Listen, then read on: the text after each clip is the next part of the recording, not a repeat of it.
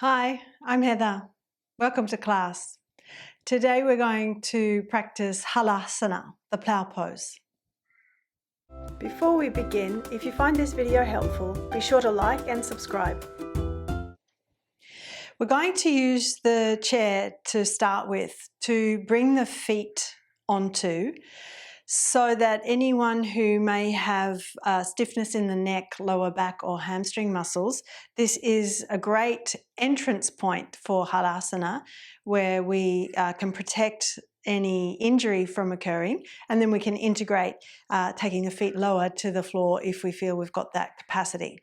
We use height underneath our shoulders, so that's definitely something that we work with in the Iyengar method of yoga. A good stack of blankets, or you'll see here I have what we call shoulder stand cushions, and I use a significant height underneath my shoulders because I have a long neck and I need that extra support. I also like to put a blanket down so that it overlaps the shoulder stand support and comes onto the floor, so that's underneath my head, and my hair doesn't get stuck on the mat. The distance between your shoulder stand height and the chair will be your arm's length when you lay down. You'll also note that I've got a bolster here. We're going to use that, have the back of the pelvis on that to help us roll the feet over to the chair. We'll also use a belt around our elbows, so let's make sure our belt is shoulder width apart, and try bringing that just above the elbows behind the back while you're standing. Hands come onto the back. Now, when we come upside down, placing the belt on when we're upside down sometimes can be a bit tricky for students, but see how you go. We start by sitting on our bolster. We're going to come to lie back. Make sure your belt is within reach. Lie back and ensure that your shoulders are within the boundary of your cushions, your shoulder stand support, that they're not coming down onto the floor. Define the distinction here between the head being on the floor and the shoulders being on the height. Then reach your arms out and hold the chair at arm's length away from you. And that should be a good distance for you. Then place the belt around one elbow, just above the elbow crease. Hold on to the other end of the belt with your fingers so you know where it is when you go upside down, and it's easy to feed to the other hand across the other arm. Press your hands into the bolster, draw your knees to the chest. We use a swift exhalation to kick the feet up and over to the chair. Inhale. Exhale. Kick the feet up and over to the chair.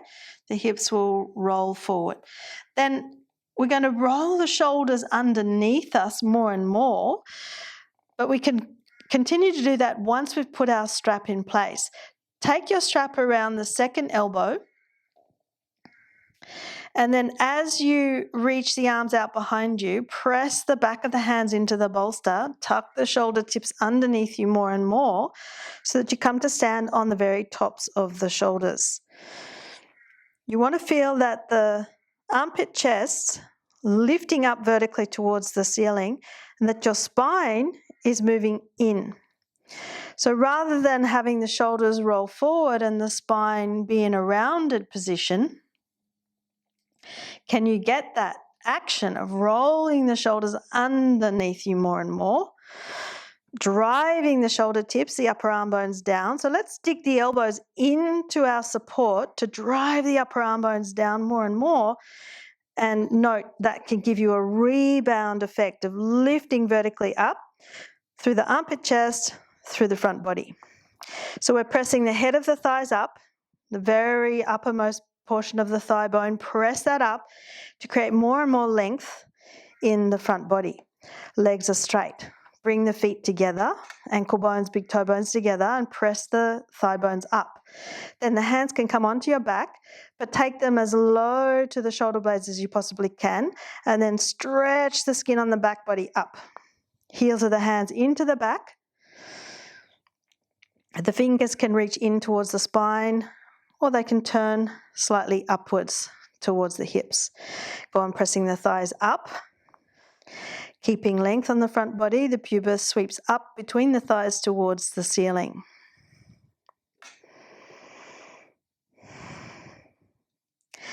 Now, if your neck, your lower back, your hamstrings are feeling okay in this position, you can try bringing your feet to the floor one at a time. One foot down on one side of the chair, other foot down on the other side of the chair.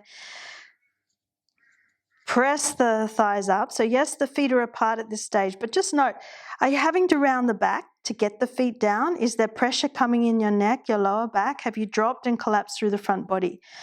So if that's the case, try to pull the sit bones back a little more, away from the heels. Press the head of the thighs up again. So once more, you're trying to lengthen the front body. If it's too strong, step back up onto the chair. If you have your feet on the floor and you feel confident enough to gently press the chair away from you, then we can walk the feet together. Bring the feet together in the midline of your mat, ankle bones together, big toe bones together, and then press the head of the thighs up. Pull the heels back towards the buttocks as the sitting bones lift up. Usually from Halasana we go into shoulder stand, but today being a tutorial just on Halasana, we're going to slowly come out of the pose. So you can remove the hands from your back, take the belt off one elbow or both elbows. Hands can reach back to the bolster and you bend the knees towards the chest and slowly start to roll down, hips to the bolster. The head can lift as the hips come down, feet to the floor, and then slide your shoulders off your support so that the head and shoulders rest on the floor, on the lower level, and the hips are on your shoulder stand height. Relax here for a few breaths.